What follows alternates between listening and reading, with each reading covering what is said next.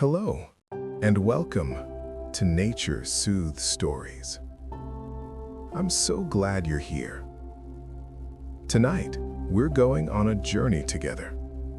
A peaceful descent into one of Earth's most mysterious and tranquil places, the Mariana Trench. There's no need to do anything right now. Just let yourself settle in. Find a comfortable position and allow your breathing to slow and deepen. As we explore together, you don't need to remember every detail. You don't need to stay awake. This journey is here for you, whether you drift off after 5 minutes or stay with me for the full 2 hours. There's no wrong way to experience this. Let the facts wash over you like gentle waves. Let the images form softly in your mind. And if sleep finds you along the way, that's exactly where you're meant to be. Tonight, we'll discover 100 science-based facts about the deepest place on Earth. We'll learn about its discovery, its geography, the extreme conditions that exist there, and the remarkable life that has found a way to thrive in complete darkness, under crushing pressure, in the cold, quiet depths. The Mariana Trench is a place of stillness, of peace, of mystery. And as we descend together into this ancient realm, let yourself descend too, into calm, into rest, into sleep. Take a deep breath in and let it go. Our journey begins now. Let's go deeper. Let's begin our journey at the beginning. Imagine, if you will, our planet Earth, covered in vast oceans, their surfaces sparkling under sunlight, while beneath, in the darkness below, lie secrets we've only just begun to understand. The Mariana Trench is the deepest known part of Earth's oceans, the deepest place we know of anywhere on our planet's surface. It is a canyon in the seafloor, so deep that if you could place Mount Everest inside it, the mountain's peak would still be covered by more than a mile of water above. For most of human history, we didn't know this place existed. Our story begins in the year 1875, a time when ocean exploration was still in its infancy. A British ship called the HMS Challenger, a sailing vessel converted for scientific research, was traveling across the Pacific Ocean. The Challenger expedition was special. It was the first major scientific journey dedicated to studying the deep ocean. The crew aboard this ship were curious explorers, scientists who wanted to understand what lay beneath the waves. During their voyage, the crew of the HMS Challenger discovered something extraordinary. As they sailed near a chain of islands called the Mariana Islands, they found unusually deep water. How did they measure this depth? They used the technology they had, which was simple but effective. They lowered weighted ropes, long, heavy lines, down into the ocean, letting them sink deeper and deeper until they finally touched bottom. Can you imagine standing on a ship, feeling the ropes slide through your hands, knowing it's descending into complete darkness, into a world no human eye has ever seen, waiting and waiting for it to finally reach the seafloor below? This deep place they discovered, they named it after those nearby islands, the Mariana Trench. A trench, like a valley, but underwater, carved into the ocean floor. But even after this discovery, the true depth of the trench remained uncertain. For decades, we simply didn't have the technology to measure it accurately. Different expeditions would get different readings. Was it 7 miles deep? 8? 9? The numbers varied, and the mystery persisted. the ocean kept its secrets. Then came 1960, a momentous year in the history of ocean exploration. Two brave men, Jacques Piccard and Don Walsh, decided to do something no one had ever done before. They would descend all the way down to the deepest point of the Mariana Trench. They climbed aboard a remarkable vessel called the Trieste, a submersible, which is like a small submarine designed to withstand enormous pressure. Think of it as a tiny, incredibly strong capsule built to protect the humans inside from the crushing weight of the water above. On January 23, 1960, Piccard and Walsh began their descent. Down they went, slowly, steadily, leaving the sunlight behind, through zones of blue water, then darker blue, then black. For nearly 5 hours they descended, watching through their small window as the world outside grew darker and darker and quieter. Finally, they reached the bottom, the deepest point, a place they named Challenger Deep, after that first exploring ship, the HMS Challenger. 7 miles below the surface, nearly 36,000 feet down, a place where the pressure is more than 1,000 times what we experience on land, a place where no light has ever penetrated naturally. Piccard and Walsh spent about 20 minutes there, on the ocean floor, 20 precious minutes in a place no human had ever been. They looked out into the darkness, they measured things, they observed. And do you know what they saw? They saw life. Even there, in the deepest, darkest, coldest part of the ocean, life had found a way. After their 20 minutes, they began the long journey back up, surfacing hours later, forever changed by what they had witnessed. For more than 50 years after that dive, very few people returned to Challenger Deep. It remained largely untouched, undisturbed, a quiet place of mystery. And in 2012, someone decided to go back. James Cameron, a filmmaker known for exploring deep themes and now deep oceans, made a solo dive to Challenger Deep. Alone in his specially designed submersible, he descended into that profound darkness, spending hours on the seafloor, filming, documenting, witnessing. Cameron's journey reminded the world that these deep places still exist, still hold secrets, and still invite us to explore, to question, to marvel. Rest now as we prepare for the next part of our journey. We drift, now deeper still. Let's discover where this mysterious place lives. If you could rise up high above the Earth and look down at our blue planet from space, you would see the vast Pacific Ocean spread out before you. The largest ocean on Earth, covering nearly a third of our planet's surface, holding secrets in its depths. And somewhere in that great expanse of water, in the western Pacific, lies the Mariana Trench. The trench makes its home in a particular part of the Pacific, a region far from most continents. If you were to look at a map, you would find it east of the Philippines, those beautiful islands of Southeast Asia, and south of Japan, with its volcanic islands and ancient culture. Picture it, this deep scar in the ocean floor, resting quietly between these lands, unseen from above, but present, always present, in the dark water below. The Mariana Trench is not a small thing. It stretches for an immense distance, about 2,550 kilometers long, That's 1,580 miles.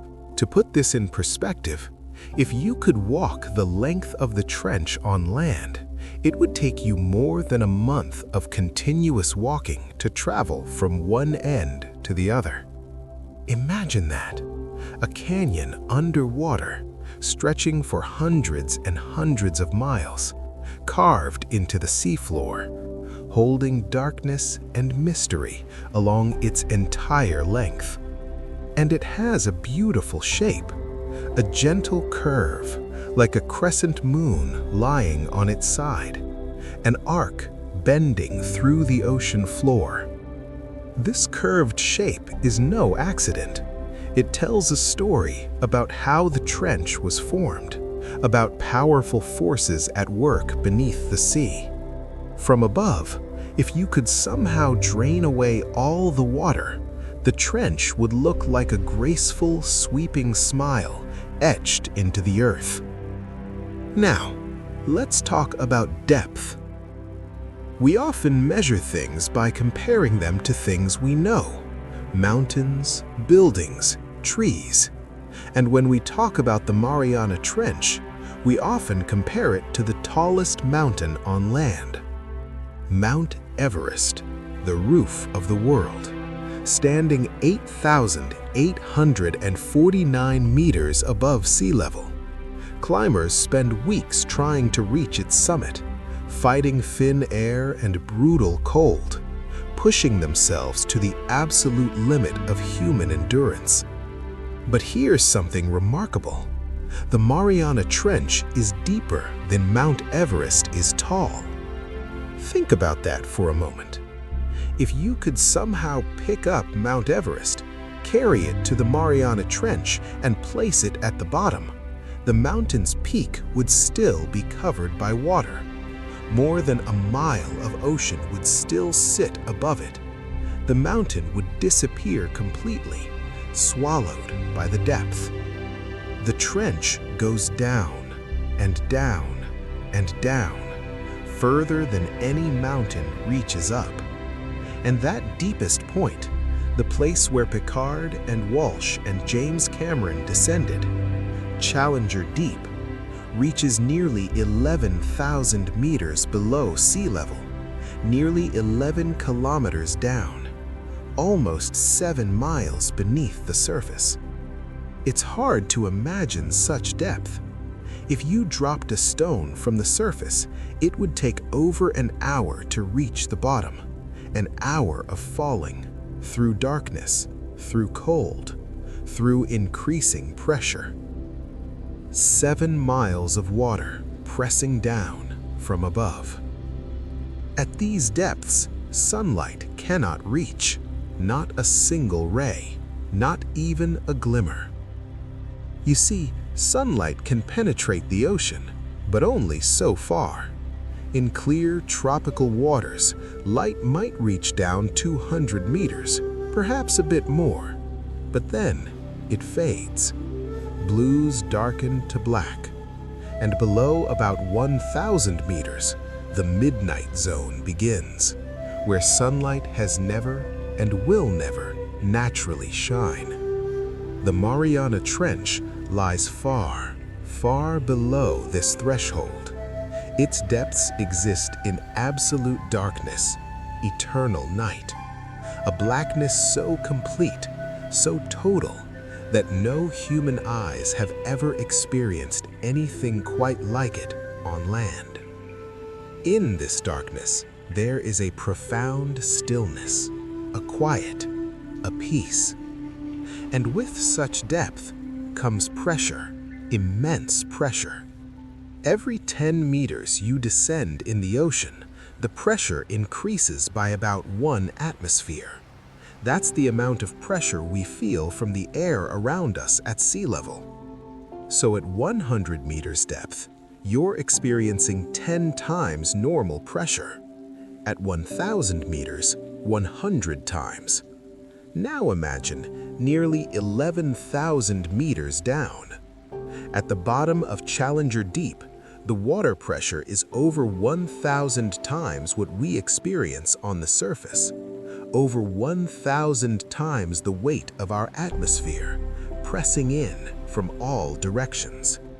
This pressure would crush most things instantly. A wooden boat would splinter, metal would crumple like paper. A human body without protection simply could not survive. And yet, as we'll discover later, life exists there. Life has adapted, found ways to thrive under this crushing weight. The Mariana Trench doesn't exist in isolation. It's part of something much larger, a vast geological region called the Pacific Ring of Fire. The Ring of Fire is a huge arc, a horseshoe shape that runs around the edges of the Pacific Ocean. It's a place where the Earth is particularly active, where volcanoes erupt, where earthquakes shake the ground, where the planet's crust is in constant, slow motion. The Mariana Trench lies within this ring. It's part of this dynamic, living, changing landscape. And this brings us to an important truth. The trench lies near tectonically active zones. What does this mean? It means the trench sits at a place where massive pieces of the Earth's crust, called tectonic plates, are moving, shifting, interacting with each other in powerful ways. These movements are slow, impossibly slow by human standards, just centimeters per year. But over millions of years, these tiny movements create profound changes. They build mountains, they open ocean trenches, they reshape our entire planet. The Mariana Trench is, in a way, still being formed, still being shaped by forces deep within the Earth. It's not a static, unchanging place. It's alive in its own geological sense, slowly evolving, even now, even as you listen to these words. So, here it rests, in the Western Pacific, east of the Philippines, south of Japan, stretching 1,580 miles in a graceful arc, deeper than any mountain is tall, reaching nearly 7 miles down into eternal darkness, pressed by crushing weight, part of a ring of fire, shaped by moving plates beneath the sea. This is where the Mariana Trench lives. This is its place in our world, on our planet, in our ocean. A place of extremes, a place of wonder, a place waiting in the deep. Breathe deeply now and let these images settle, like sediment falling slowly through dark water, coming to rest on the ocean floor. We descend now into deeper understanding. Now that we know where the trench is, let us explore how it came to be. How does something so deep, so vast, so profound form in the first place? What forces shaped this canyon in the sea? The answer lies beneath our feet, deep within the Earth itself. The Mariana Trench was formed by plate tectonics. These two words, plate tectonics, describe one of the most important discoveries in all of Earth science. They tell us that our planet's surface, the crust we live on, is not one solid piece. Instead, it's broken into massive sections, like pieces of a puzzle that fit together across the globe. We call these sections plates, and they're enormous. Each one can be as large as a continent or larger. They float very slowly on the hotter, softer rock beneath them. And these plates, they move. Not quickly, you could never feel it happening, but they drift, sliding past each other, colliding with each other, pulling apart from each other, all in a constant, ancient geological dance. The Mariana Trench exists because of what happens when two of these plates meet. The trench marks a boundary, a meeting place, where the Pacific Plate subducts beneath the Mariana Plate. Subducts. That's a gentle word for a powerful process. It means one plate slides beneath another, like two sheets of paper sliding over each other, but one slips underneath and begins to descend. Imagine it, the Pacific Plate, one of the largest pieces of Earth's crust, moving slowly westward. And there, it meets the Mariana Plate. The two plates meet, and rather than stopping, the Pacific Plate begins to slide beneath its neighbor, diving down into the Earth.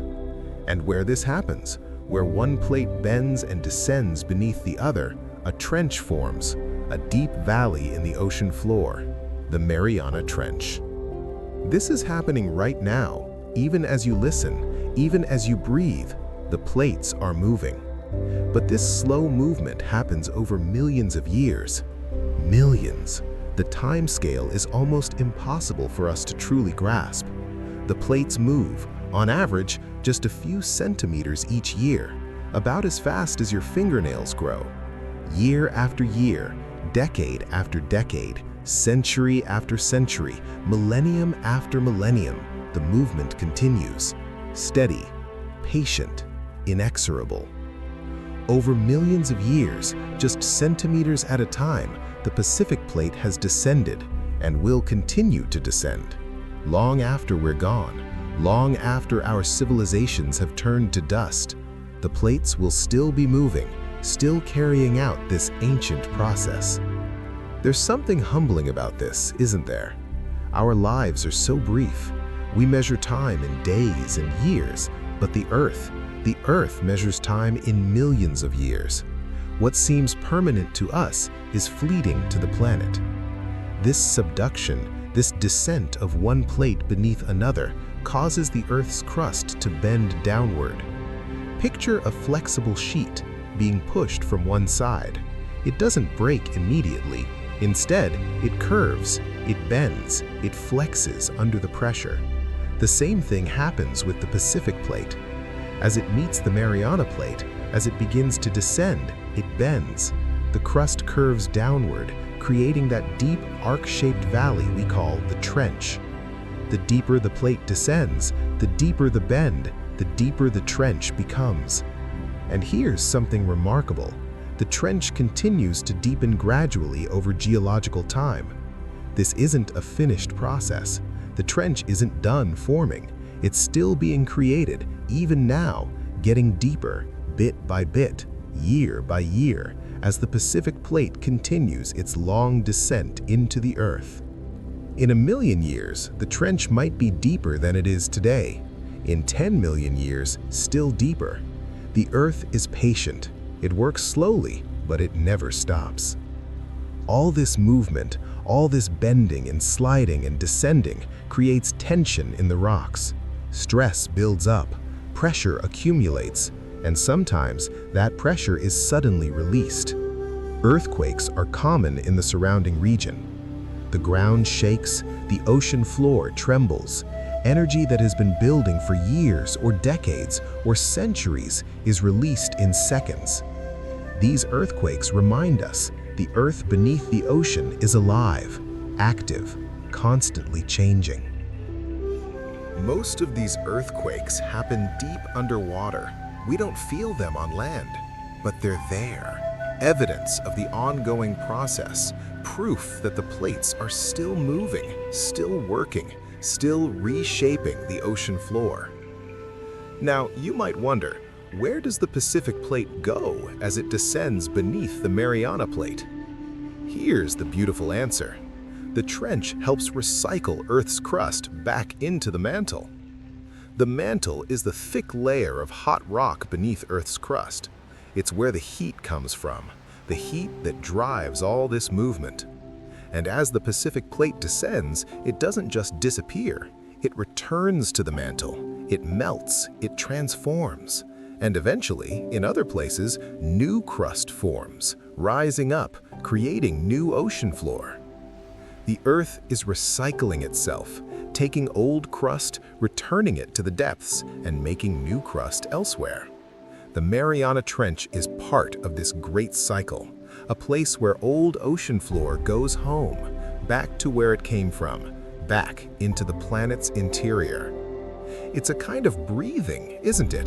The Earth inhaling at places like the Mariana Trench and exhaling at mid-ocean ridges where new seafloor is born. Meanwhile, as all this geological drama unfolds beneath, sediments slowly accumulate at the bottom of the trench. Sediments. These are the tiny particles that drift down through the water. Bits of sand, fragments of shells, dust from volcanic eruptions, dead organisms, all settling, falling like snow through the dark water, eventually coming to rest on the trench floor. Layer upon layer, year after year, millennium after millennium, the sediments build up, creating a soft blanket covering the bedrock beneath. And here's something unexpected. Despite all the violent forces at work, despite the bending and breaking and descending, the seafloor there is surprisingly smooth in some areas. You might expect chaos, jagged rocks, broken terrain, but in many places, the bottom of the trench is flat, smooth, almost peaceful. The sediments have settled evenly, creating a soft, level plain in the deepest, darkest part of the ocean. It's quiet there, still, like a valley in the mountains after fresh snow has fallen, everything softened, everything gentle. All of this, the bending plates, the descending crust, the earthquakes and sediments and smooth seafloor, all of it provides clues about Earth's internal processes. Scientists study the Mariana Trench to understand our planet. They measure the earthquakes, they sample the sediments, they map the seafloor. And from all this data, they learn how the Earth works, how plates move, how crust recycles, how our dynamic planet constantly changes, constantly renews itself. The trench is a window, not into the ocean, but into the Earth itself. It shows us what's happening below. It reveals the forces that have shaped our planet for billions of years and will continue shaping it for billions more. So, the Mariana Trench, this deepest place, was born from movement, from the slow dance of massive plates, from forces we cannot see, but which work tirelessly, patiently, reshaping the ocean floor, 1 centimeter, 1 year, 1 million years at a time. Let yourself sink into this understanding. Let these vast timescales wash over you, knowing that beneath everything, the Earth is working, always working, in its own patient way. We journey now into the depths themselves. We've descended now to the bottom of the world. Let us explore what it feels like to be here. What is this place like? This realm 7 miles down, where no sunlight has ever reached, where the weight of the entire ocean presses down from above. First, the cold. Temperatures near the bottom hover just above freezing, around 2 degrees Celsius, just a breath away from the point where water becomes ice. It's a deep, penetrating cold, not the sharp bite of winter air, but a steady, unrelenting chill that surrounds everything. A cold that has existed for millions of years, a cold that never wavers, never warms, never changes. Imagine it. Water so cold it feels heavy, dense, moving slowly like syrup through the darkness. And yet, it doesn't freeze. The pressure keeps it liquid.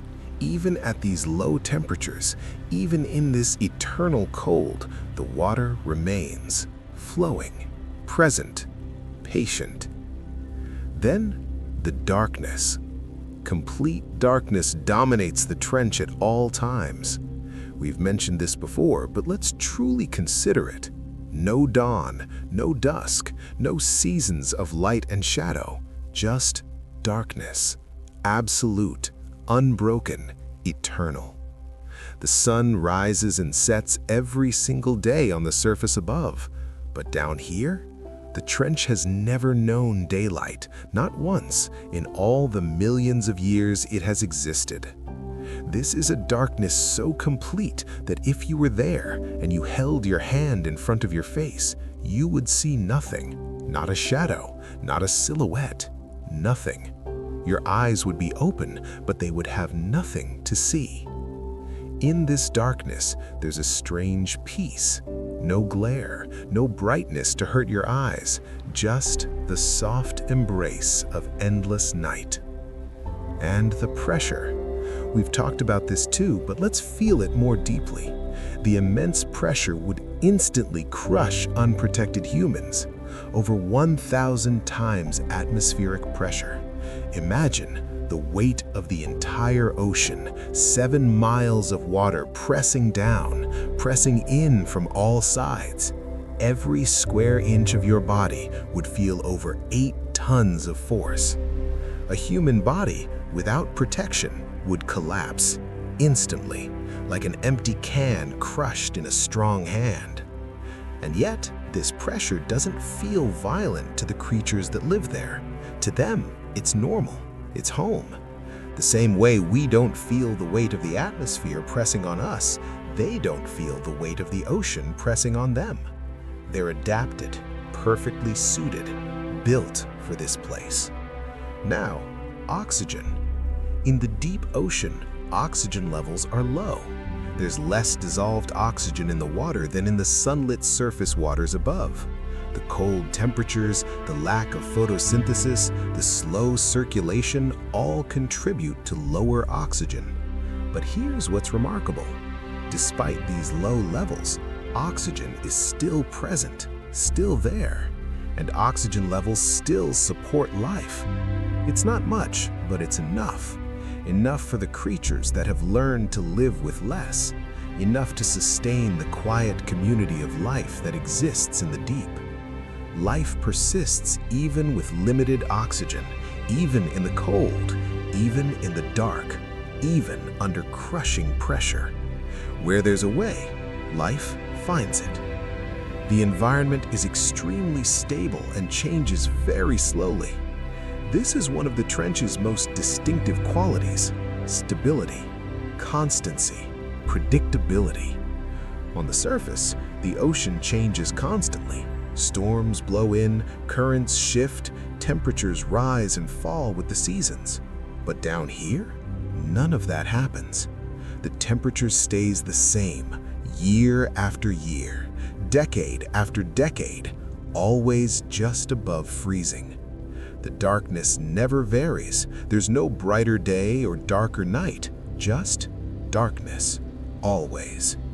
The pressure remains constant. It doesn't increase or decrease. It simply is. This stability is almost unimaginable to us. We live in a world of constant change, weather, seasons, day and night.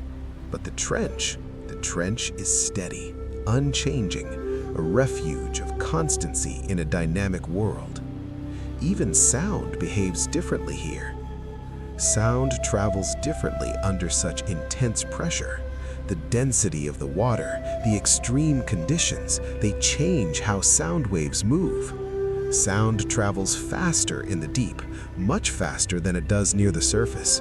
The pressure compresses the water, making it denser, and sound waves move through denser material more quickly.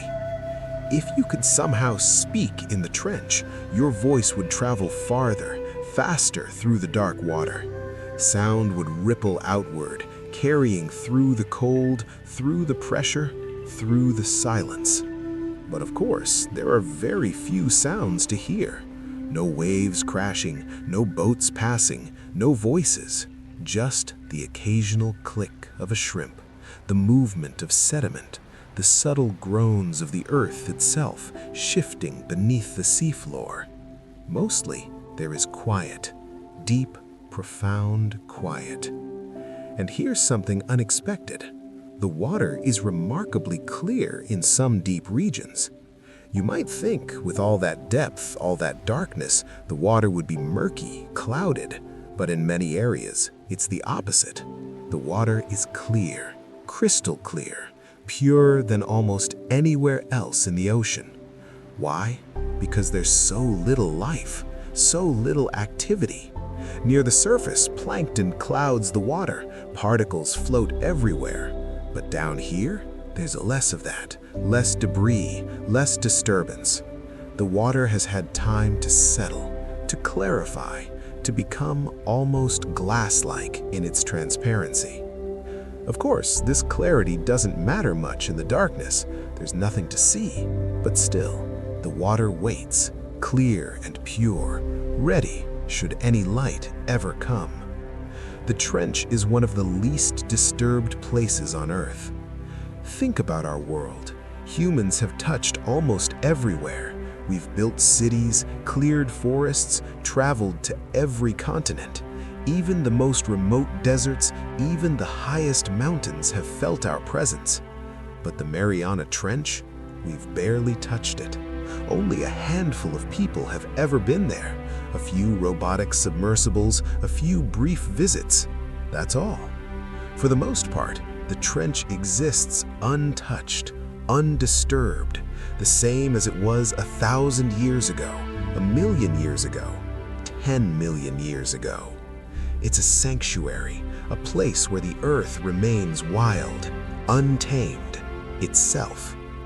In this stable, dark, cold, quiet place, time seems almost suspended at the bottom. Everything moves slowly, chemical reactions happen slowly, organisms grow slowly, decomposition happens slowly. Even the water circulates ever so slowly through the trench. There's no rush here, no urgency, no hurry. The trench operates on geological time, on evolutionary time, on scales so vast that our brief human lives barely register. A year in the trench is like a second on the surface. And yet, that year contains everything. Life continues, processes unfold. The deep work of existence carries on. And because of this stability, because of this constancy, life there adapts to constancy rather than change. This is important. On the surface, animals must be flexible. They must handle heat and cold, light and dark, storms and calm. They must adapt to change. But in the trench, there is no change. The environment is the same, always. And so, life doesn't need to be flexible. It doesn't need to handle variation. Instead, creatures of the deep become specialists, perfectly adapted to one set of conditions. These exact conditions, this precise temperature, this specific pressure, this eternal darkness. They're not built for change.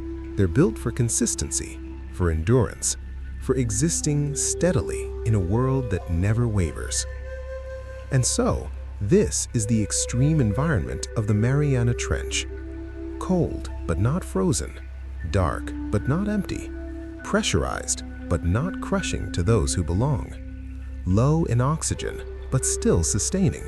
Stable, constant, clear, undisturbed, timeless. A place where the normal rules don't quite apply, where extremes are ordinary, where what would kill us is simply home to others. Rest here a moment in this deep understanding, feeling the weight of water above, the cold surrounding, the darkness enfolding, and yet knowing that even here, life exists, quietly, patiently, in the deep. We turn now to meet the inhabitants. In the cold, in the dark, in the crushing pressure, you might think nothing could survive. And yet, despite harsh conditions, life exists in the Mariana Trench. Life in the deepest, most extreme environment on Earth. Life has found a way. This is perhaps the most remarkable thing about the trench. Not its depth, not its pressure, but the fact that when we descended into that darkness, we found we were not alone. There are creatures there, living, breathing, feeding, reproducing, entire communities thriving quietly in a place we once thought was lifeless. When Pickard and Walsh reached Challenger Deep in 1960, they looked out their small window and they saw movement. A flatfish swimming along the bottom, right there 7 miles down, where nothing should be able to survive. That was our first glimpse, our first proof. The deep is not dead. The deep is alive. And here's something wonderful. Many species found there are still unnamed. We're still discovering them, still finding new organisms, strange creatures we've never seen before, animals with no common names, no place yet in our classification systems, no entry in our books. Scientists bring them up, study them, marvel at them, and realize this is something new, something unknown, something that has been living in the dark for millions of years, waiting to be found. How many species are down there? We don't know. Dozens? Hundreds? Thousands? The trench still holds its secrets, still has surprises waiting in the unexplored darkness. At the foundation of this deep-sea world, at the very base of everything, are the smallest inhabitants. Microorganisms form the foundation of the deep-sea ecosystem. Microorganisms. These are creatures so tiny you need a microscope to see them. Bacteria, archaea, single-celled organisms, floating, drifting, living in the sediment, on surfaces, in the water itself. They might be small, but they're essential. They break down organic matter. They recycle nutrients. They convert chemicals into energy through processes we're only beginning to understand. Without these microorganisms, nothing else could survive. They're the foundation, the base of the food web, the beginning of everything. And they're everywhere, in every drop of water, in every grain of sediment, billions upon billions, working quietly, keeping the ecosystem alive. Among the larger creatures, among the animals we can actually see, amphipods are some of the most common residents. Amphipods, small shrimp-like creatures. You might not know their name, but imagine a tiny, translucent, curved body with multiple legs scuttling along the seafloor or swimming through the dark water. They're everywhere in the trench, abundant, successful. Some are smaller than your fingernail. Others grow surprisingly large, reaching several inches long, giants by deep-sea standards. They feed on whatever they can find, bits of food falling from above, dead organisms, organic particles. They're the cleanup crew, the scavengers, the recyclers. And they're perfectly suited to this life. Their bodies can withstand the pressure. They can survive on very little food. They can live in the eternal darkness without needing to see. But perhaps most remarkable residents are the fish. Yes, fish, swimming 7 miles down. Snailfish are among the deepest living vertebrates known. Vertebrates, meaning animals with backbones, like us. And these delicate fish have made the very deepest parts of the ocean their home. They're not like the fish you might be familiar with. They're small, pale, almost ghostly, with soft, gelatinous bodies and tiny eyes that might not even work in the darkness where light never comes. They drift more than swim, hovering in the water, conserving energy, waiting for food to come near. Scientists have filmed them, these strange, beautiful creatures gliding through the black water, unbothered by the pressure, at home in the deep. The deepest snailfish ever recorded was found at over 27,000 feet, more than 5 miles down. A tiny, pale fish living where we thought fish could never survive. Many of the organisms down there share certain characteristics, certain adaptations that help them survive. Some organisms are transparent or pale due to lack of light. Think about it. On land or in shallow water, colors matter. They help you hide, help you attract mates, help you warn predators that you're poisonous. But in complete darkness, color is useless. No one can see you anyway. So deep-sea creatures have let color go. Many are transparent, like living glass. You can see through their bodies, see their organs, their bones, their simple internal structures. Others are pale, white, pink, colorless, like ghosts drifting through the water. There's no need for the vibrant colors of shallow reefs, no need for camouflage patterns. In the dark, everyone is invisible anyway. Another common feature, another shared adaptation, is body structure. Many trench animals have soft, flexible bodies.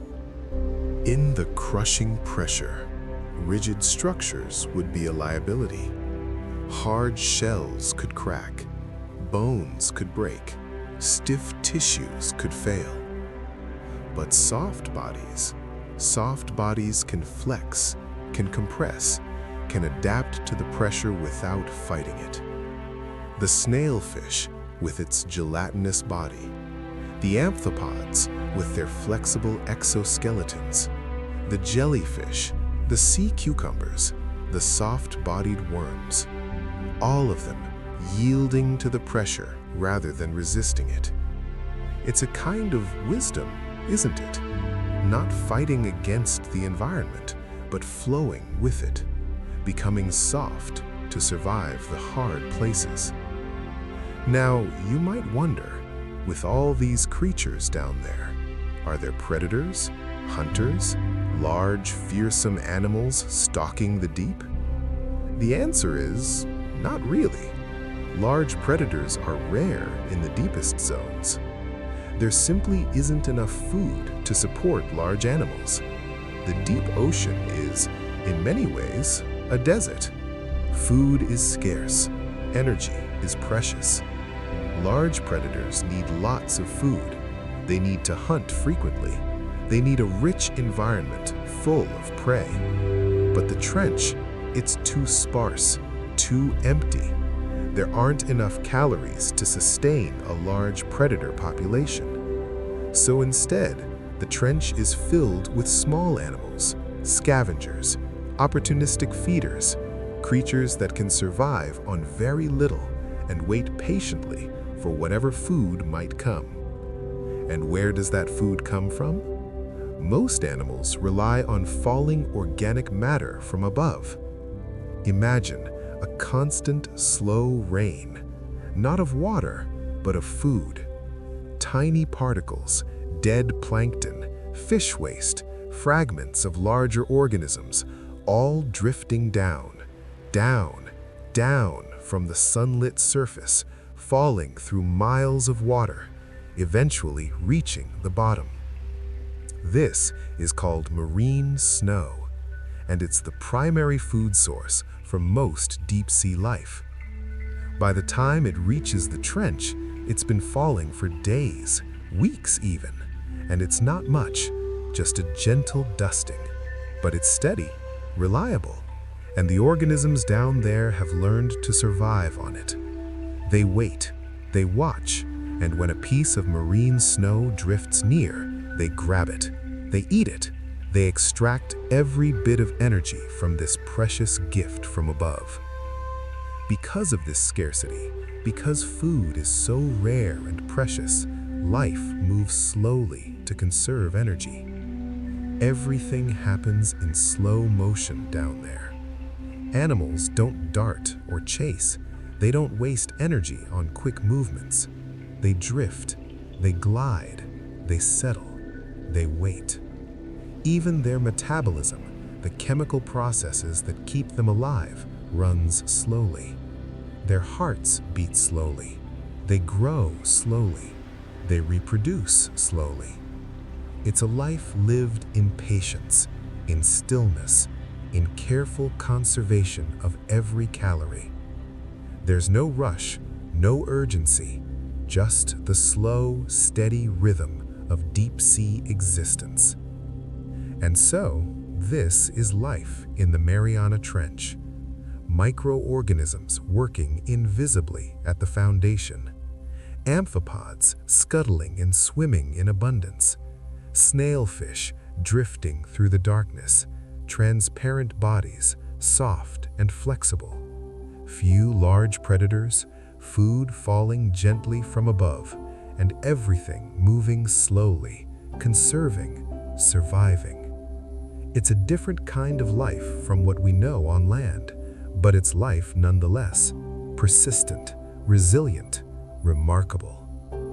Let yourself float now among these quiet creatures, feeling their slow rhythms, their patient existence, their gentle persistence in the deep. We explore now how they survive. We've met the creatures of the trench.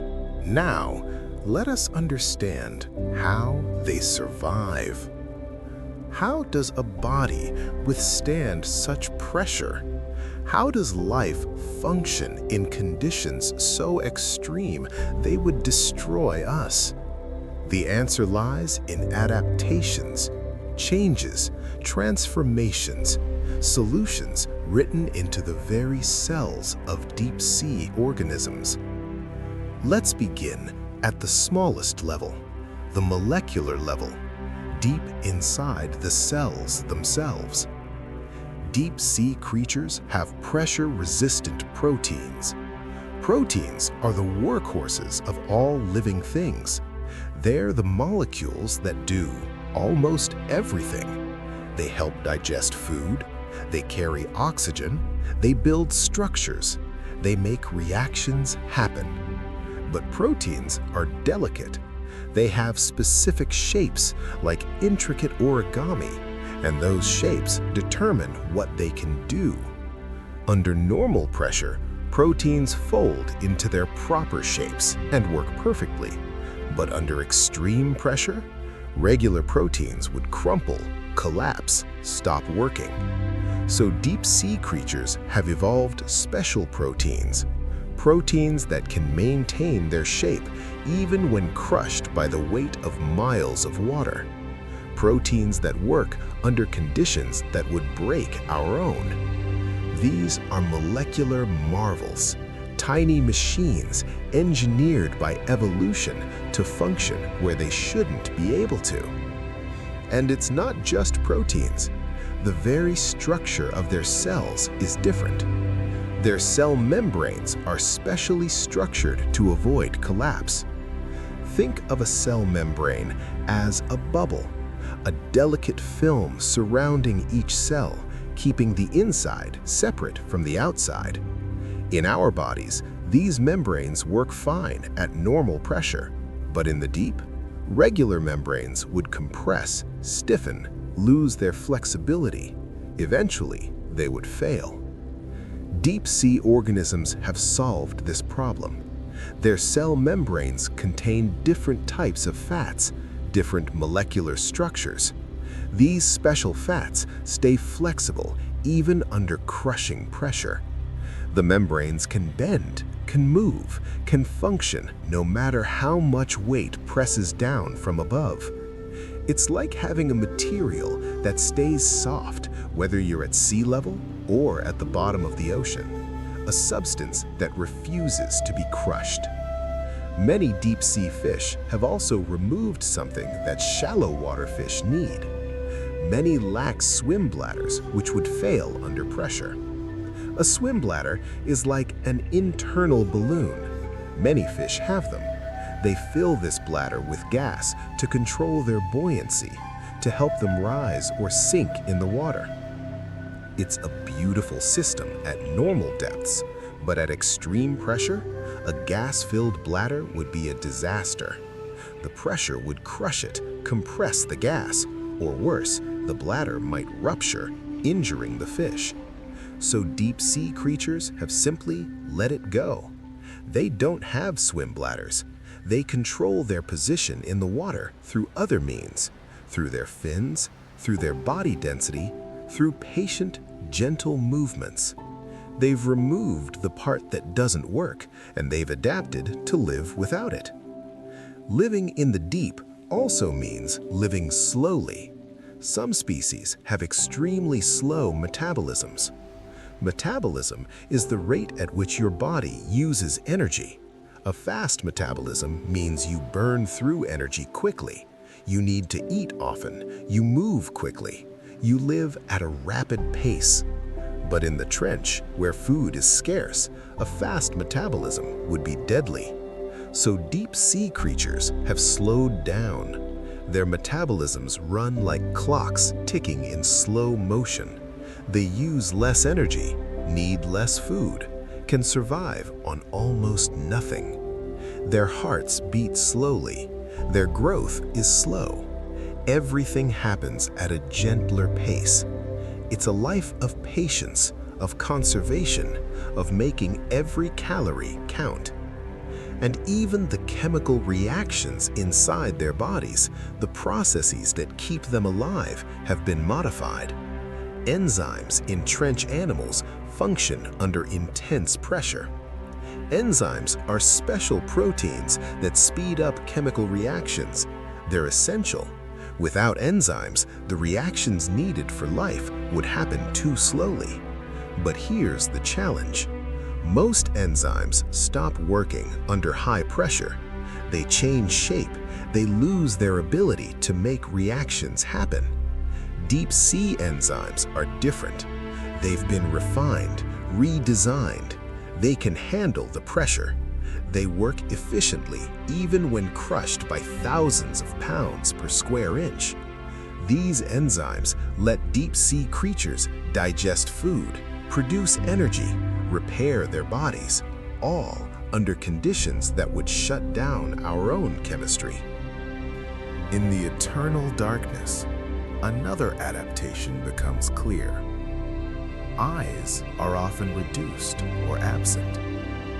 Why have eyes when there's nothing to see? Eyes are expensive.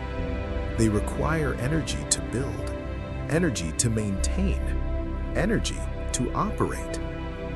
In a place where every bit of energy matters, where food is precious and scarce, eyes become a luxury that can't be afforded. So many deep-sea creatures have tiny eyes, barely functional, or they have no eyes at all, just smooth skin where eyes once were. They navigate by touch, by chemical sensing, by feeling vibrations in the water. They've traded sight for other senses, more useful in the dark. And they don't miss what they've never known. In their world, blindness is normal. Vision would be the oddity. Now, in the very deepest parts, there is no light, none at all. But in the regions just above, in the upper reaches of the trench, something magical happens. Some organisms use bioluminescence at shallower depths nearby. Bioluminescence. That's the ability to create light with your own body, to glow from within. Many deep-sea creatures can do this. They have special organs, chemical systems that produce light through biological reactions. In the pitch darkness, this light serves many purposes. It attracts prey. It confuses predators. It helps find mates. It's communication, written in flashes of blue-green light. Though this doesn't happen at the very bottom, where pressure is too extreme even for this, it reminds us that life finds ways to create beauty, even in the darkest places, to make light where no light should be. The slow pace of deep-sea life extends even to the most fundamental process, the continuation of life itself. Reproduction is slow and energy efficient. Deep-sea creatures don't produce thousands of offspring. They can't afford to. Each egg, each young, represents a significant investment of precious energy. So they reproduce slowly, carefully. They might produce only a few offspring in their entire lives. And those offspring? They grow slowly too. They might take years or even decades to reach maturity. There's no rush. Time in the deep moves differently. But this strategy works. It's energy efficient, sustainable. It matches the rhythm of their world. All of these adaptations, the pressure-resistant proteins, the special membranes, the lack of swim bladders, the slow metabolism, the modified enzymes, the reduced eyes, the careful reproduction, all of these make deep-sea creatures unique. Many species are highly specialized to this environment. They're not generalists. They can't survive just anywhere. They're built specifically, perfectly, for one place, the deep ocean. Every part of their biology, every molecule, every structure is optimized for high pressure, low food, eternal darkness. They're masters of their domain, champions of the deep. But this mastery comes with a cost. And here is the profound truth, the beautiful and tragic truth. These adaptations make surface survival impossible for them. A deep-sea creature brought to the surface cannot survive. The very adaptations that let it thrive below doom it above. Without pressure, their specially designed proteins don't work right. Their membranes become too fluid. Their enzymes function poorly. If they had swim bladders, and some deeper fish do have small ones, those bladders would expand catastrophically as pressure decreases. The fish would effectively explode from within. Their slow metabolisms, perfect for the energy-poor deep, would leave them sluggish and vulnerable in the food-rich surface waters. They're prisoners in a way, prisoners of their own perfection, locked into the deep by the very adaptations that save them there. They can never leave, can never rise, can never see sunlight, even if they had eyes to see it with. The deep is their home, their only home, forever. And perhaps there's a kind of peace in that, a belonging. They're exactly where they're meant to be, perfectly suited, completely adapted. The trench isn't their prison, it's their kingdom, their realm, the one place in all the world where they can truly thrive. These are the adaptations, the solutions, the compromises and the perfections that let life exist in the deepest place on Earth. We wonder now what sustains them. In the darkness, where no plants can grow, where photosynthesis cannot happen, you might wonder, how does life find energy? Where does the food come from? What sustains this quiet community in the deepest place on Earth? Let us follow the flow of energy down into the trench. Most food comes from marine snow drifting from above. We touched on this briefly before, but let's truly understand it now. Let's watch this gentle, constant rain of nourishment. Picture the surface of the ocean, the sunlit zone. There, microscopic plants called phytoplankton bloom in vast numbers. Tiny animals called zooplankton feed on them. Small fish eat the zooplankton. Larger fish eat the small fish. It's a world of abundance, of growth, of energy captured from the sun and transformed into life. But not all of that life survives. Things die. Organisms shed waste. Skin flakes off.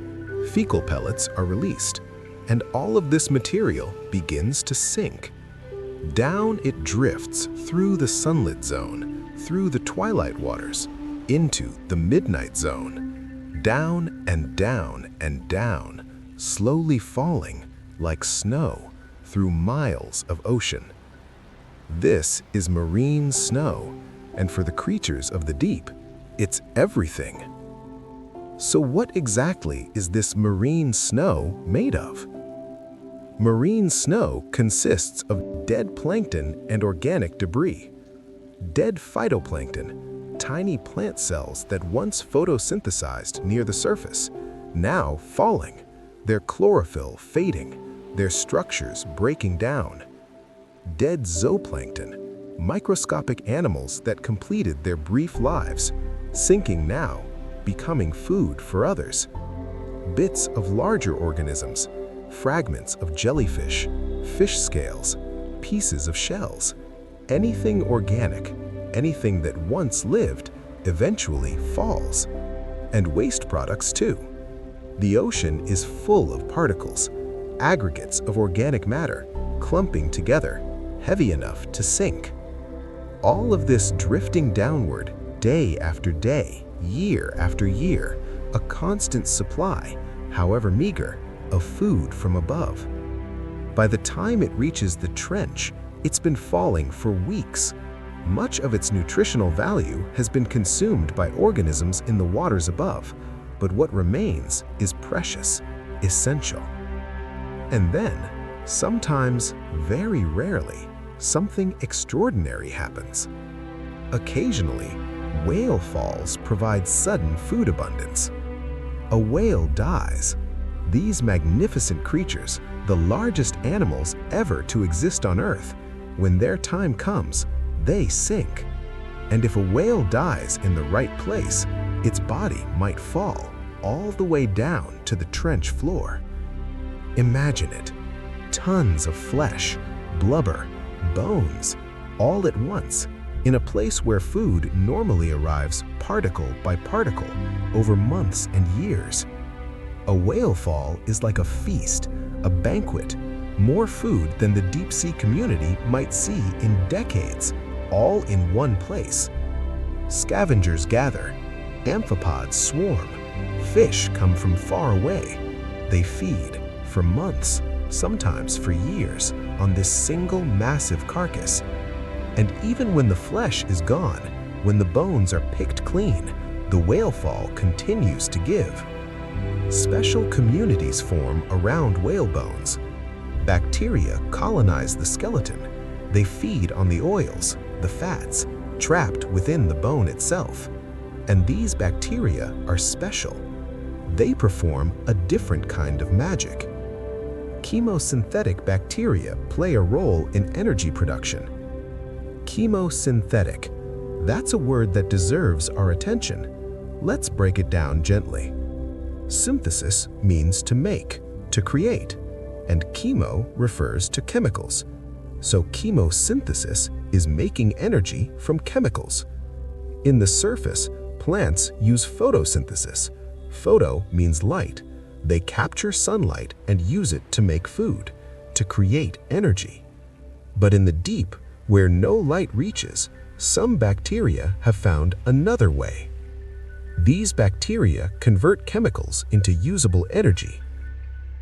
They take chemicals from their environment: hydrogen sulfide, methane, ammonia, compounds that seep from the earth or are released by decomposing organisms. And through chemical reactions, they transform these compounds into energy, into food, into the building blocks of life. They're creating energy from chemistry alone. No sunlight needed, no plants required. It's a parallel system, another pathway, another door through which life can enter, even in the darkest places. These chemosynthetic bacteria around whale falls and at hydrothermal vents nearby form the base of their own food webs, independent, self-sustaining, remarkable. And speaking of food webs, the networks of who eats whom, these are different in the deep. Food webs are simple but resilient. On land or in shallow water, food webs are complex, hundreds of species, thousands of connections, energy flowing in intricate patterns from plants to herbivores to predators, with scavengers and decomposers woven throughout. But in the trench, the food web is simpler. Fewer species, fewer connections, a more direct flow of energy. Marine snow falls. Bacteria and scavengers consume it. Small predators eat the scavengers. That's essentially it. But simple doesn't mean fragile. These food webs are resilient. They're stable. They've persisted for millions of years in an environment that never changes. Simplicity can be a strength. Fewer links mean fewer places where the chain can break. And in this simple system, there's a beautiful efficiency. Nothing is wasted in the deep sea ecosystem. Nothing. Every scrap of organic matter, every particle of food is used, reused, recycled completely. When an organism dies, scavengers consume it. When they produce waste, bacteria break it down. When bacteria die, other bacteria consume them. Every molecule, every atom is precious, is valuable, and the ecosystem has evolved to capture all of it.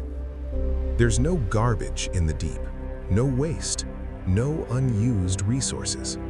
Everything flows through the community again and again until nothing remains but the most basic chemicals. It's a closed loop, perfect efficiency, a zero-waste system that puts our own recycling efforts to shame. But this efficiency comes with time. Decomposition happens very slowly. In warm, shallow water, a dead fish might decompose in days. Bacteria work quickly. Scavengers arrive in hours. Within a week, nothing remains but bones. But in the cold, in the high pressure, in the food poured deep, decomposition is a patient process. A carcass might lie on the seafloor for months, for years, slowly being consumed, gradually breaking down. The bacteria work slowly. Their metabolisms, remember, are sluggish. The cold slows them further. And with few scavengers around, with limited organisms to do the work of decay, things simply last longer. Time stretches out. A week of decomposition on land might take a year in the deep, or longer. This slow pace extends to everything. Nutrient cycles take years or decades. A nutrient cycle is the journey of elements through an ecosystem. Carbon, nitrogen, phosphorus. The building blocks of life, moving from soil or water into organisms, back into the environment and around again. On land, these cycles are quick. Leaves fall in autumn. By spring, they're mostly decomposed. The nutrients return to the soil. New plants absorb them. The cycle continues, season by season. But in the trench, these cycles are measured in years, in decades, perhaps even longer. A particle of organic matter falls. It's consumed. It becomes part of an organism. That organism lives for years. Eventually, it dies. It's consumed again, slowly broken down. The nutrients are released, and the cycle continues. But each loop takes so much longer. Time moves differently when everything is slow. And because things move slowly, because decomposition takes so long, because nutrients cycle over decades, the trench has a special role to play. The trench acts as a long-term carbon sink. A carbon sink is a place where carbon is stored, removed from the active environment, locked away for long periods. Carbon is important. It's the basis of all life. But too much carbon in the atmosphere, as carbon dioxide, changes our climate. The Mariana Trench and deep oceans in general help regulate this. When marine snow falls, it carries carbon with it. Carbon that was once in the atmosphere, that was captured by phytoplankton, that's now sinking down into the deep. And when it reaches the bottom, when it settles into the sediment, it might stay there for hundreds of years, thousands of years, locked away, removed from the surface, stored in the cold, dark deep.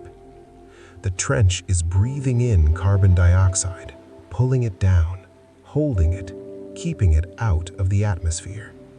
It's a service to the whole planet, a role in the global cycle. The deep ocean, quietly, patiently storing carbon, helping to stabilize our climate. And it does this without fanfare, without recognition, just doing what it's always done, being what it's always been. So this is how energy flows in the deepest place on Earth.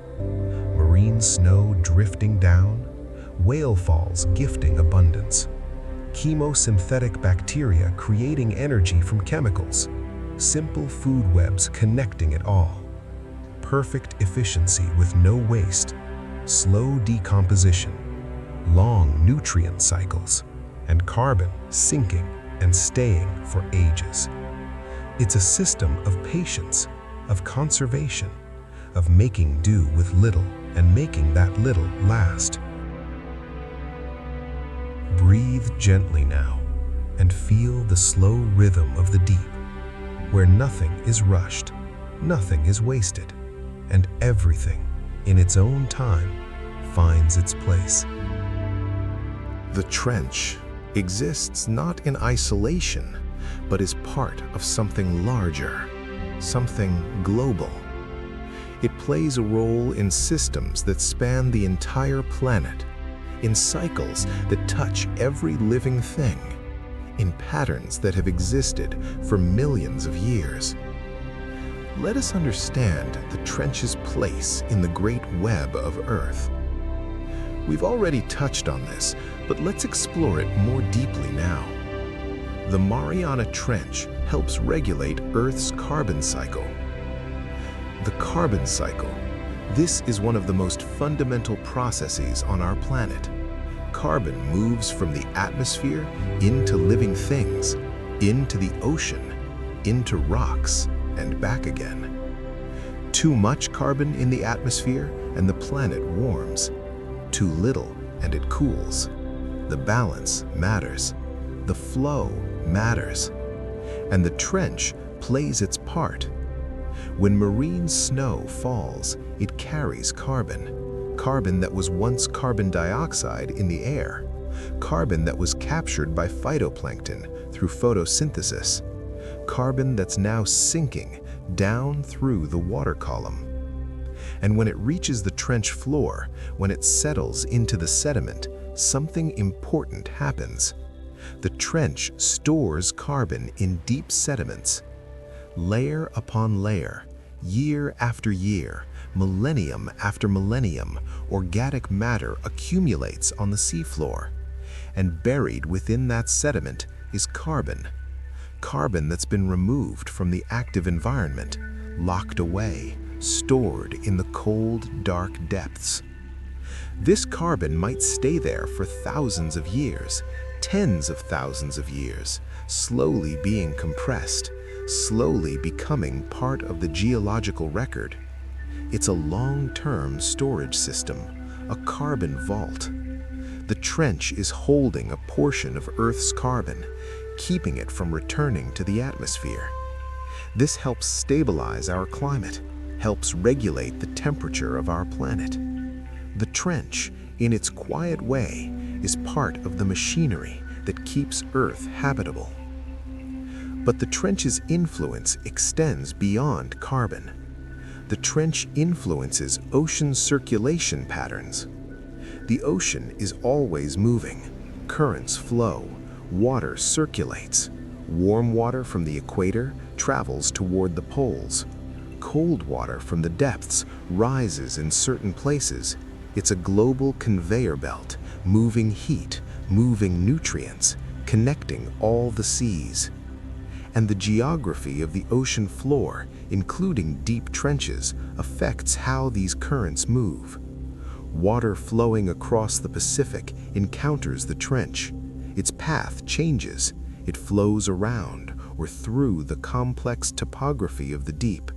The trench channels water, redirects it, influences the patterns of circulation. These are subtle effects, not dramatic, but over vast scales, over the entire ocean, these small influences matter. And through these mechanisms, through carbon storage and circulation patterns, the trench plays a role in long-term climate regulation.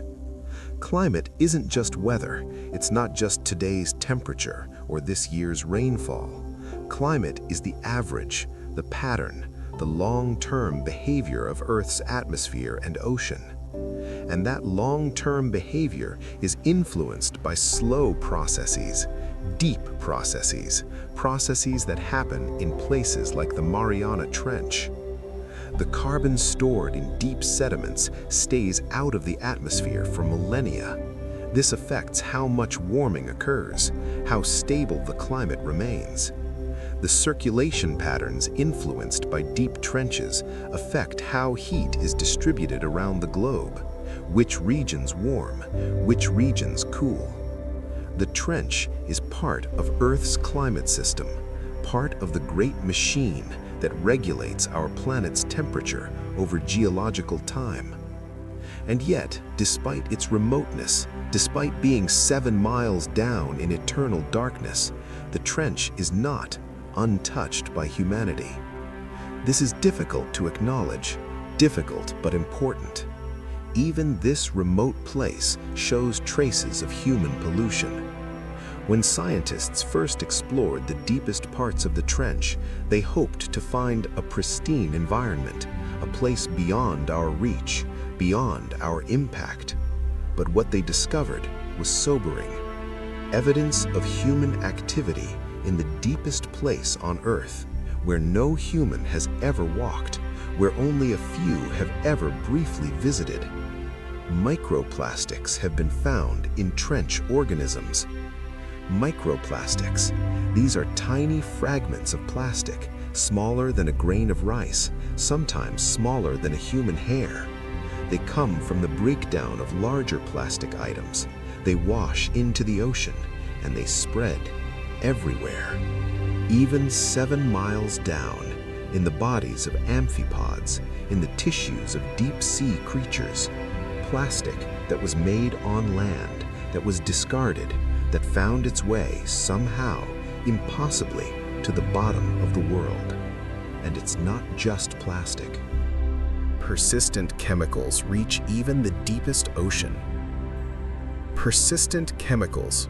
These are substances that don't break down easily. They linger, they accumulate. Industrial chemicals, flame retardants, pollutants from manufacturing, from agriculture, from our daily lives. They enter rivers, they wash into the sea, they attach to particles, and eventually they sink down through the water column, carried by marine snow, settling in the deep. Scientists have found these chemicals in the tissues of trench organisms, compounds that shouldn't be there, that have no natural source, that can only have come from us. This is not meant to discourage, not meant to fill you with despair, but to remind us of a truth. The trench reminds scientists of Earth's interconnected systems. Everything is connected. The air we breathe affects the ocean.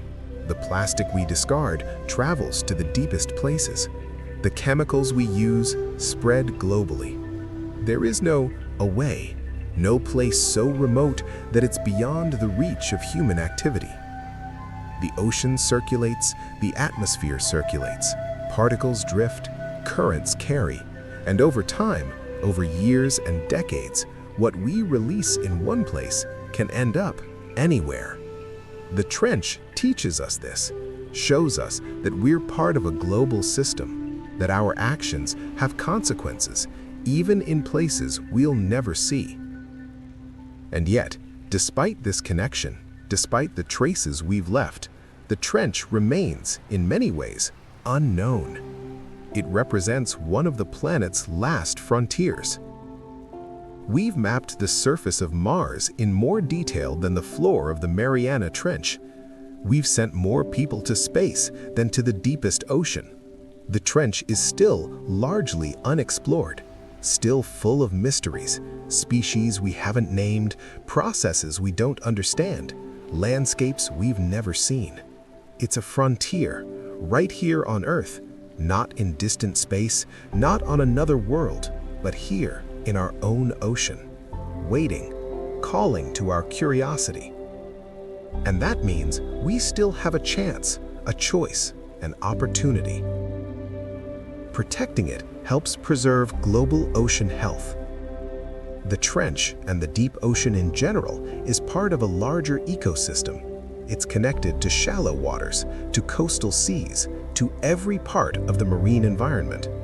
If we protect the deep, if we minimize our impact, if we treat these places with care, we help protect the entire ocean. And the ocean is essential. It produces much of our oxygen. It regulates our climate. It feeds billions of people. It's the foundation of life on Earth. Protecting the trench isn't just about saving one deep canyon. It's about preserving the health of the global ocean, maintaining the systems that support all life. It's about learning to live in balance, in harmony with the planet that sustains us. So the Mariana Trench is more than a geographic feature, more than a deep hole in the seafloor. It's a climate regulator, a carbon vault, an influencer of ocean currents, a reminder of our interconnection, a frontier still waiting, and a place that deserves our care. It shows us both our reach and our responsibility, both the vastness of Earth and the intimacy of our connection to it. Even in the deepest darkness, 7 miles down, the trench holds meaning for us, for our planet, for the future. Let this understanding settle like sediment on the seafloor, knowing that even the most remote places are part of our shared home, our shared story, our shared responsibility. The Mariana Trench is more than a place. It's also a question, a laboratory, a teacher.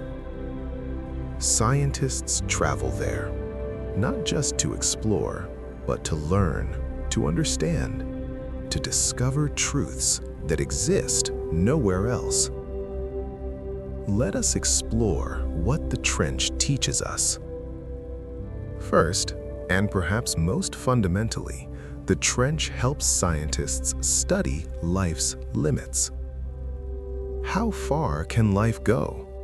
How extreme can conditions become before life simply cannot exist? These are essential questions.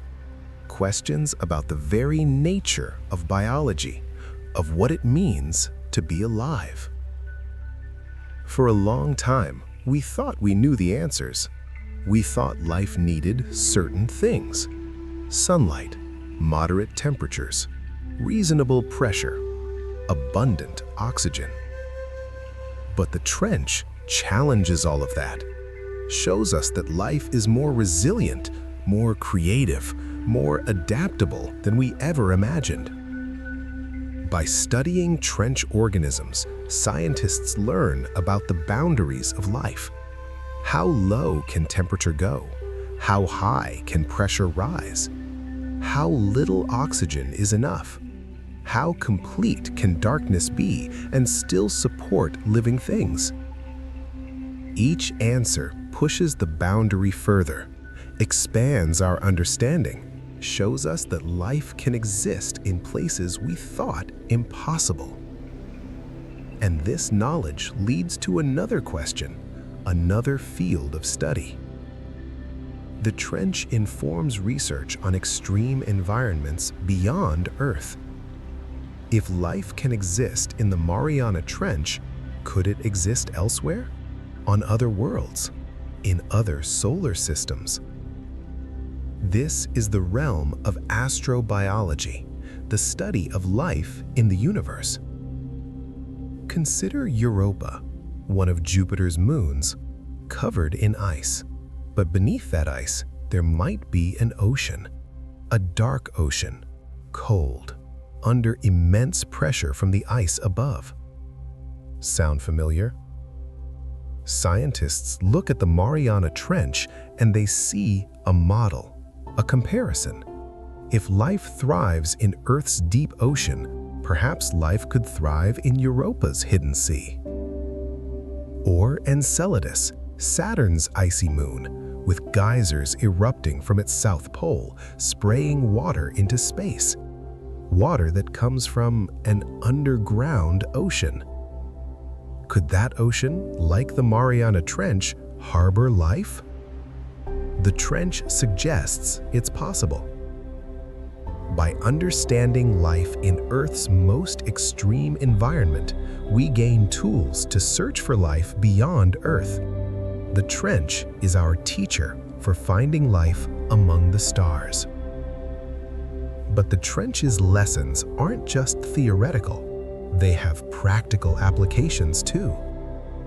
Discoveries there guide biotechnology research. The organisms of the deep have evolved remarkable solutions. Proteins that work under crushing pressure, enzymes that function in the cold, cell structures that resist being compressed. And scientists want to understand these solutions, want to learn from them, want to apply them to human challenges. This is biomimicry, learning from nature, copying the designs that evolution has perfected over millions of years. The trench is full of biological innovations, and each one might inspire a new technology, a new medicine, a new way of solving problems. One particularly exciting area is this. Pressure-adapted enzymes inspire medical applications. Remember enzymes? Those protein molecules that speed up chemical reactions, essential for life, essential for industry too. Many industrial processes, pharmaceutical manufacturing, medical treatments rely on enzymes. But most enzymes are fragile. They break down easily. They work only under specific conditions. But enzymes from the Mariana Trench, they're tough. They can handle pressure, temperature changes, harsh conditions. Scientists are studying these enzymes, learning how they work, and using that knowledge to design better industrial enzymes, more stable, more efficient, more versatile. Some of these enzymes might help make better medicines, improve drug manufacturing, enable new treatments, all inspired by creatures living 7 miles down. The trench teaches biology, but it also teaches geology. It offers insight into earthquake mechanics. Remember, the trench is tectonically active. It's a place where one plate slides beneath another, where stress builds, where earthquakes happen. By studying earthquakes in the trench region, scientists learn about how earthquakes work, how stress accumulates, how it's released, how the ground moves during these powerful events. Understanding this helps us prepare, helps us build safer buildings, design better early warning systems, protect communities from earthquake damage. The trench is a natural laboratory where the earth performs experiments and we watch and learn. On a larger scale, the trench helps refine models of plate tectonics. Plate tectonics, remember, is the theory that Earth's surface is broken into moving pieces. This theory explains mountains, volcanoes, earthquakes, the very shape of our continents. But theories need refinement, need testing, need data. The Mariana Trench provides that data. It's one of the clearest examples of a subduction zone, a place where we can observe directly one plate diving beneath another.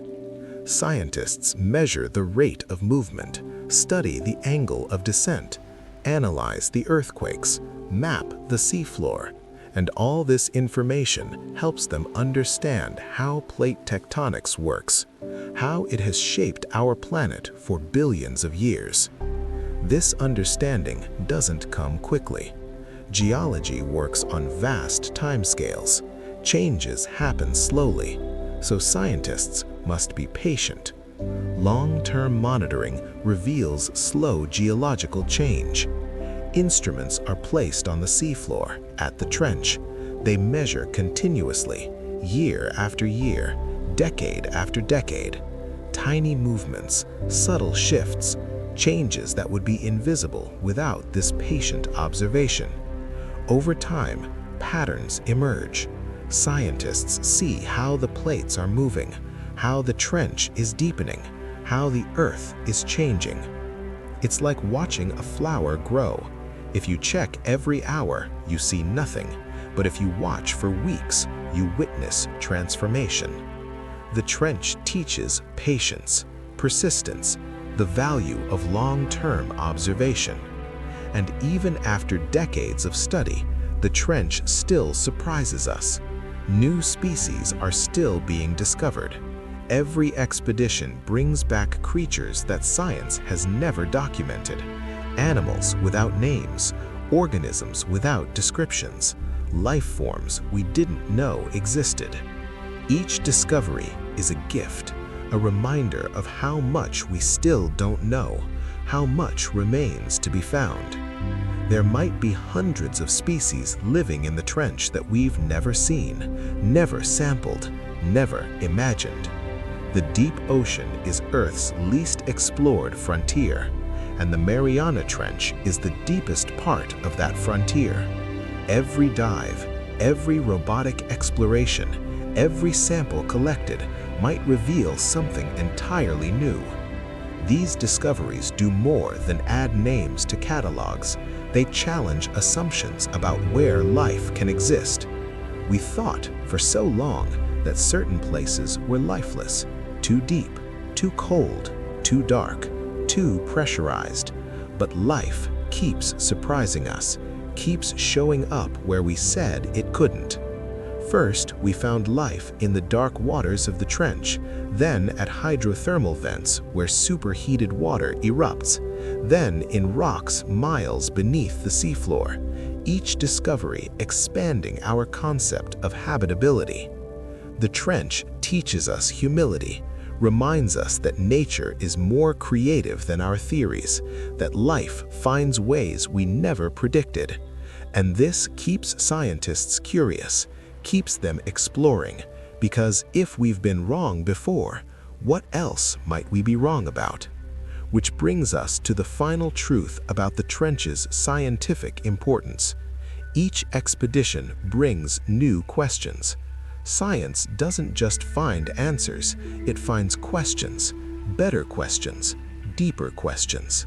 Before we explored the trench, we wondered, is there life there? Now we wonder, how does that life survive? And that leads to, could similar life exist on Europa? Which leads to, what are the fundamental requirements for life? Each answer opens doors, reveals new mysteries, creates new paths for exploration. The trench is not a problem to be solved. It's a source of endless curiosity, a place that rewards investigation with more questions, more wonder, more reason to keep exploring. And perhaps that's the greatest gift the trench gives to science, not just data, not just discoveries, but the reminder that there's always more to learn, always deeper to go, always further to explore. So the Mariana Trench teaches us about life's limits, about other worlds, about biotechnology and medicine, about earthquakes and plate tectonics, about patience and change, about new species and humble assumptions, and about the endless nature of curiosity. It's a laboratory, a library, a classroom, 7 miles down in the dark, waiting to teach anyone willing to learn. Rest now in this knowledge that even in the deepest places, there is meaning, There is purpose. There is always something more to discover. We settle now into quiet contemplation. We have journeyed together through 7 miles of ocean, through darkness and cold, through pressure and time. And now we rest here, at the bottom, in the quiet. Let us simply be here and reflect. The Mariana Trench has existed for millions of years. Millions, a span of time so vast it defies our comprehension. Our entire recorded history, all of human civilization, is just a brief moment compared to the age of the trench. Long before the first humans walked the earth, the trench was here. Before mammals, before dinosaurs, before the first creatures crawled onto land. The Pacific Plate was already descending, the trench was already forming, already deepening. It has witnessed epochs we can only imagine. Ice ages have come and gone, continents have drifted, mountain ranges have risen and eroded to dust, and through it all, the trench remained, patient, unchanging, eternal. In all that time, in all those millions of years, human presence there has been brief and rare. Just a few visits, a few hours out of millions of years, a handful of people in a place that has existed since before our species was born. We are visitors, temporary guests, brief witnesses to something far older, far larger than ourselves. The trench was here before us. It will be here after us. Our entire existence is just a whisper in its long, silent story. And there's something humbling about that, something peaceful. We are small. The trench is vast, and that's all right. Even now, even after our few visits, its depths remain largely unexplored. We have seen so little, mapped just fragments, sampled tiny portions. Most of the trench remains unknown, untouched, unseen. There are valleys we've never entered, slopes we've never surveyed, creatures we've never encountered, entire ecosystems that exist without our knowledge, without our observation. The trench keeps its secrets, holds its mysteries, and perhaps that's as it should be. Not everything needs to be known. Not every place needs to be explored. Some mysteries can remain. Some places can simply be. And what defines this place most, what makes it what it is the quiet. Silence dominates its underwater landscape. No wind, no rain, no waves crashing, no birds calling, no voices, no engines, just silence, deep, profound, complete.